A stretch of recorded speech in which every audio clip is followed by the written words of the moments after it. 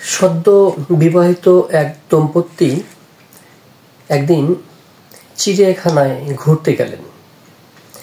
তারা একটা বানরের খাঁচার সামনে দাঁড়ালেন। সেখানে দেখলেন যে একজোড়া বানর যেন স্বামী স্ত্রী অনেক সুখে শান্তিতে তারা রয়েছে। তারা একজন আরেকজনকে আদর করছে, লাফাচ্ছে। তো ভদ্রমহিলা বললেন, আহ কি সুখ এদের, যেন পুরো সংসারটা সুখে শান্তিতে ভরা। বলেই তারা হাঁটতে হাঁটতে একটা সিংহের খাঁচার সামনে দাঁড়ালেন। সেখানেও একজোড়া সিংহ রয়েছে, তারাও যেন স্বামী স্ত্রী। কিন্তু সিংহটি খুব মন খারাপ করে বসে আছে। অন্যদিকে সিংহীটিও উপাস হয়ে খুব মন খারাপ করে শুয়ে আছে। এদের ভিতরে যেন কোনো সুখ নেই, অশান্তির কালো ছায়া।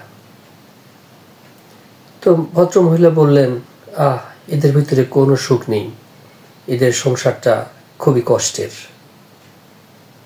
ভদ্রলোক তখন বললেন, তুমি এক কাজ করো, তোমার হাতে রাখা বোতলটি তুমি এই সিংহীর দিকে ছুঁড়ে মারো, দেখো কি হয়।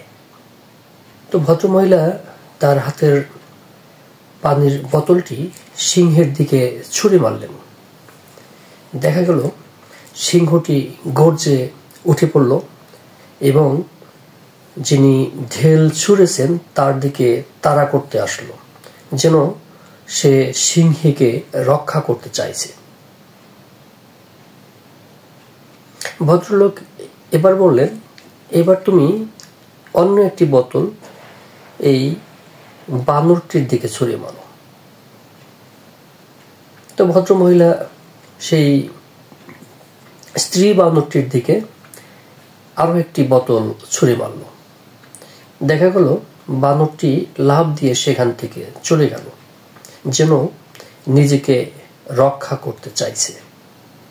স্বামী ভদ্রলোক বললেন, তুমি মানুষের বাহ্যিক আচরণ দেখে প্রতারিত হও না। অনেকেই নকল অনুভূতি দেখিয়ে মানুষকে ধোঁকা দেয়।